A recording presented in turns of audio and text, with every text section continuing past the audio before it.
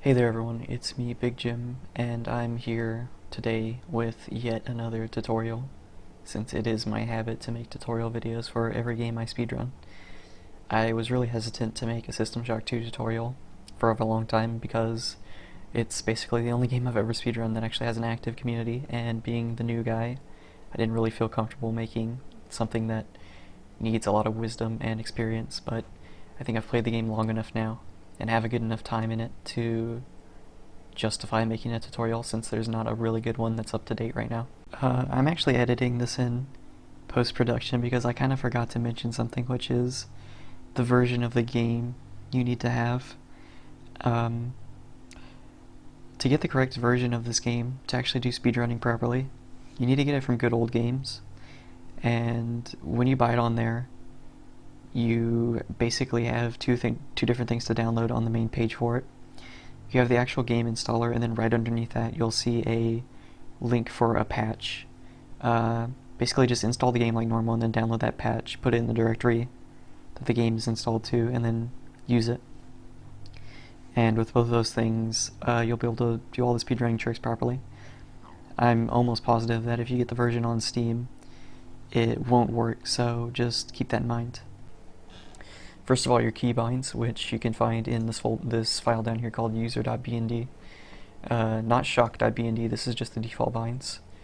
When you open user.bnd with a text editor, you get all your binds here in basically alphabetical order, instead of, by actual function, which is kind of annoying. And then some misc things down here at the bottom.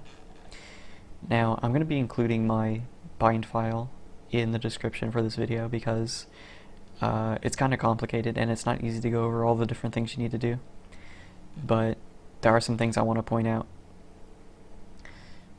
One thing that you want to make sure to have is, because of the way the run is, you want to have your SciAmp and the grenade launcher weapons bound to specific keys, because those are the only weapons you're ever going to use. These have to do with selecting Sci powers. Let's see, what else is there to go over? Specifically, this is Tier 1, Tier 3, and Tier 5 Sci skills. There's one other thing that's really, important. You don't have to have this, but it helps a lot, which is to bind mouse wheel up or mouse wheel down to frob object, which is just the command that you use for things like opening containers and things like that. And it also picks up items in containers. So what you can do when you have that is very quickly pick up items on the move off things like corpses and such. So that's a really useful bind to have, as well as things like binding the speed boost, the speed hypo item, and also the sci boost item to specific keys, since those you use all the time. And a whole bunch of other miscellaneous stuff that you can go over at your leisure, and it's best, I think, to just basically take what I have and then alter it to fit your play style and stuff, so that it works best for you. Down here at the bottom, these are basically going to want to be the same for everyone except for mouse sensitivity. Obviously this is going to be adjusted to whatever you want it to be. This Y scale thing is basically just a setting that makes it so that when you look up and down and left and right, the sensitivity is the same for both and not different, because that can really throw you off. But the setting will fix that. Another file you want to look into is the cam_extension, .cfg. This has a whole bunch of display settings in it. Basically just want to go down this list, read the comments, and see what you want to have. Things like VSync you might want to turn on or off. I've done it with both and it didn't really seem to affect my gameplay, so I don't think it's that important, so I would just leave it off unless you have specific issues with it. And also you might want to lower your frame rate cap a bit, because I think it starts at 100 and that's just like unnecessary, and I think it might cause some problems, though I'm not really sure. But yeah, there's a lot of different things in here. Let's see, specifically there's one or two things that are really useful. Let me just scroll down a little bit and see if I can find them. Let's see here if I can see where it is. Here it is. This option right here, this D3D_disp_SW_CC. What this does is it basically allows you, when you're in windowed mode, to use gamma settings, which is very, very, very useful. And you're basically almost certainly going to want to uncomment this. It starts with a comment marker like that, and you just want to delete it. There's a few other things in here, things like bloom and stuff that I don't turn on, but I guess you could. There's not a whole lot in here that's like super important. I know there was one problem I had with the sound. If you're using, here, let me show this in the game. If you go to your options and you go to audio, you'll see that it starts on hardware acceleration. Here, let me check something. I was actually in a game, sorry. If you have OpenAL hardware acceleration on, you might not be able to adjust your volume in the Windows 7 audio mixer, like it might not show up at all. And a way to fix that is just to go into this camera extension file, and you want to change this line down here. I'm not sure exactly what it says, but it's under sound options. It'll say S&D OAL device, and you want to just change this to generic software like this. And that'll fix like all the sound issues and let you use OpenAL, which is good for some things. So that's definitely useful. But again, most of this you just want to bother with if you have like specific problems or specific things you want to try to change. Most of it's okay the way it comes. Let's see, what else? Oh yeah, and there's one more thing here.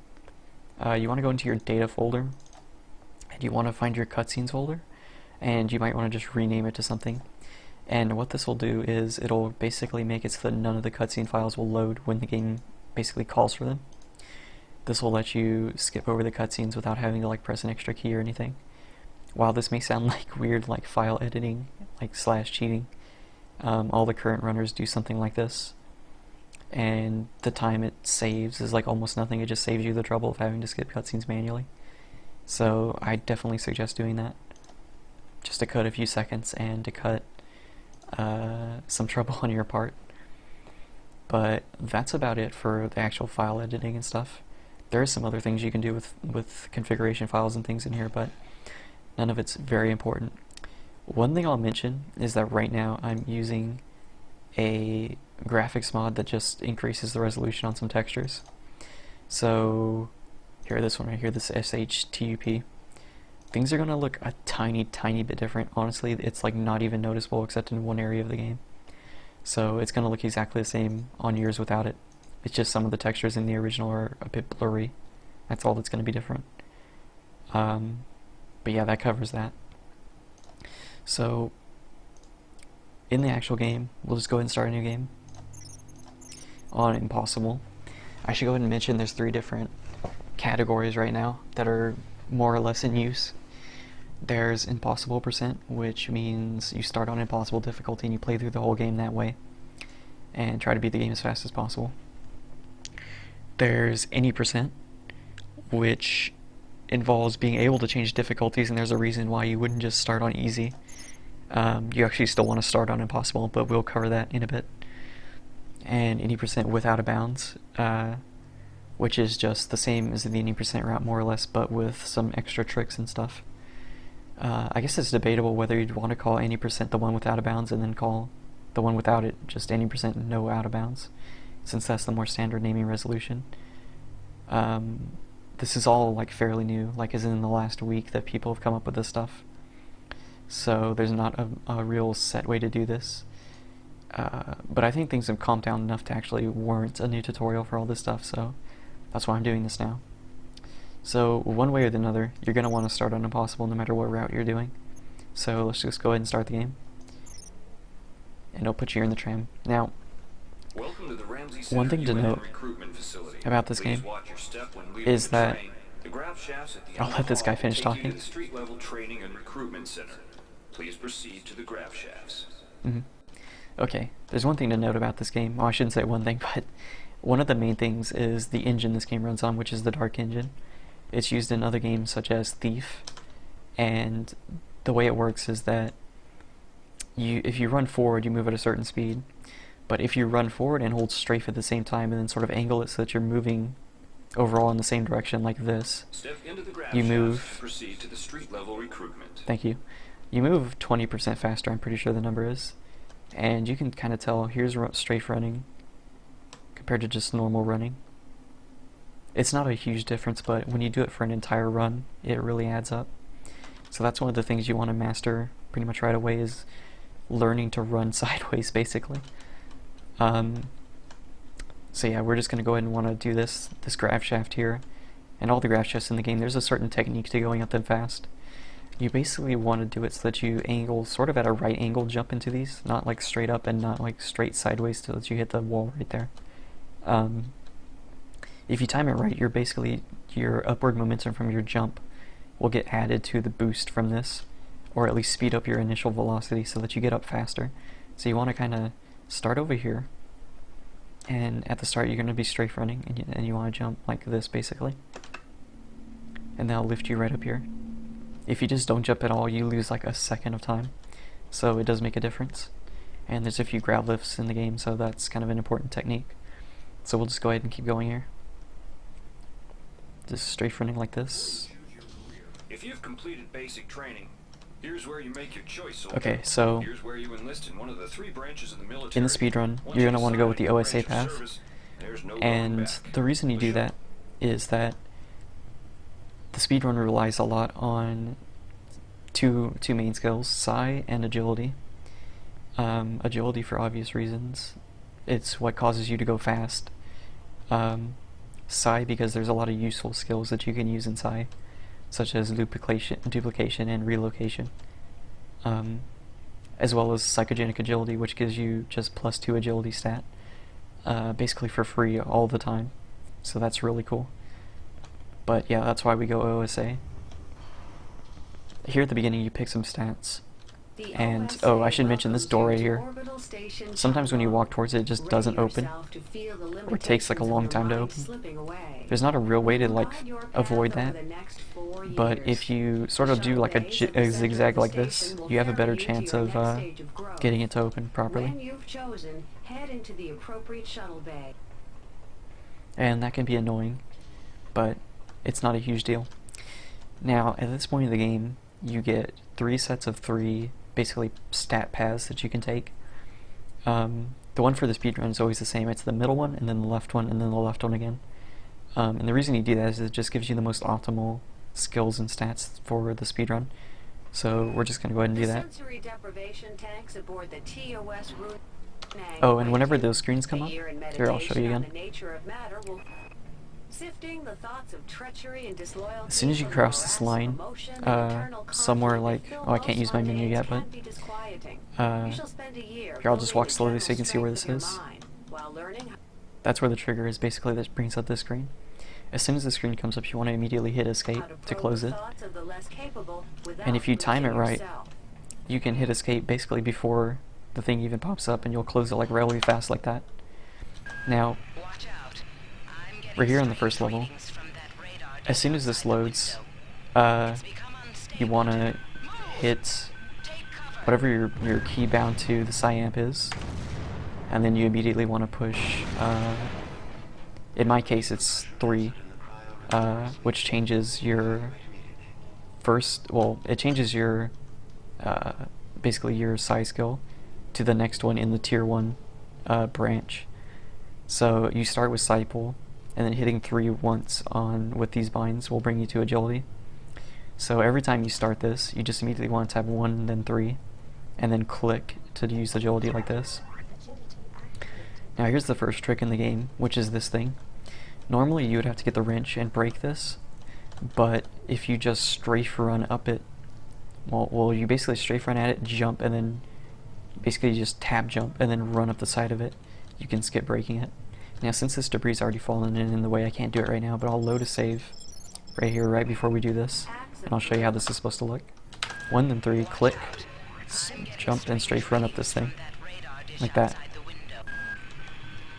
So strafe run at it, jump, and you just climb right up. That takes a little bit of getting used to, but once you get used to it, it's pretty easy. You just want to strafe run down this hallway. This is where binding used to your scroll wheel is really useful. It might be kind of hard to like click this as you run past it, since it's kind of a small button and you're moving kind of fast. But if you just scroll your wheel, you can hear me scrolling, because this is a really loud scroll wheel.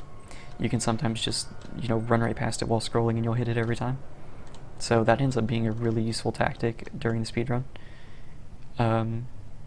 And I guess this is a good time to mention both my binds and that tactic and a whole bunch of other things I have to give credit to CubeFace21 for. and for like the entire, like most of the game and the route and like the speedrun stuff all together, I have to give credit to M1 account and the users who came before him that speedran this game. I'm like the newest guy and I found some things myself, but they definitely were the giants whose shoulders I stand on. So in any case, let's just keep moving here. You go through this door, you pick up this key, open this door with it, and then you get to this code. There's a lot of door codes in this game, especially depending on which route you go through. This, I should go ahead and mention, this tutorial is only going to cover any percent with and without out-of-bounds tricks, mostly because I just don't know the impossible route, because I came along while it was sort of being put to the side for the new 80% route, so I never took the time to learn it.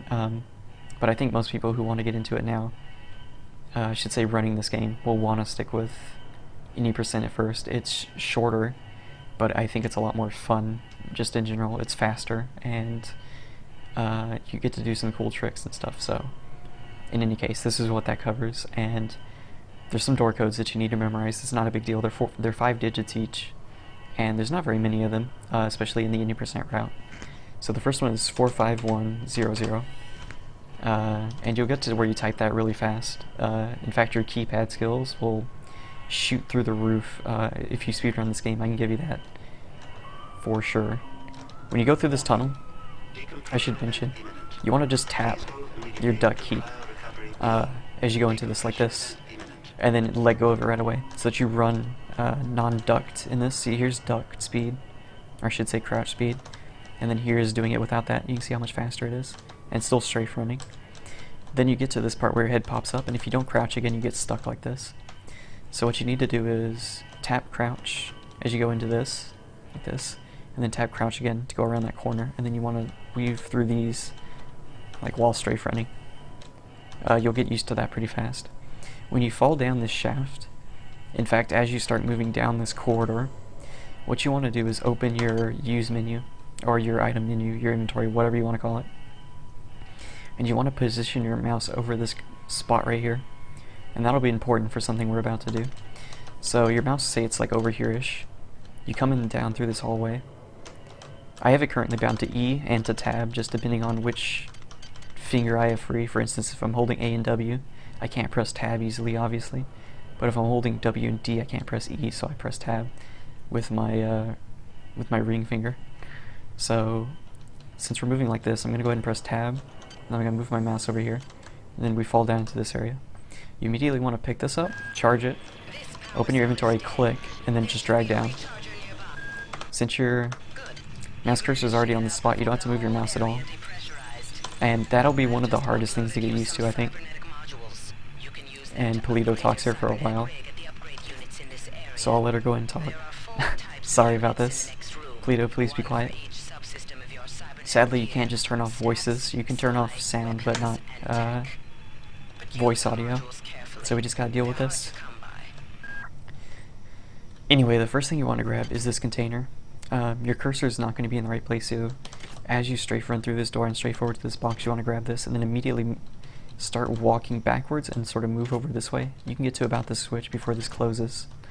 And somewhere in this time, see, like, say my mouse cursor is over here-ish. I'm going to go to this, and then click, and then move back, and then click that, and then close it while still moving.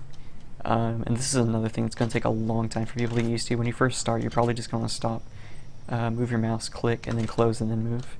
You don't lose a ton of time by doing that, but eventually you'll level up so that you can have your mouse anywhere, click a thing, move your mouse, click, and then leave.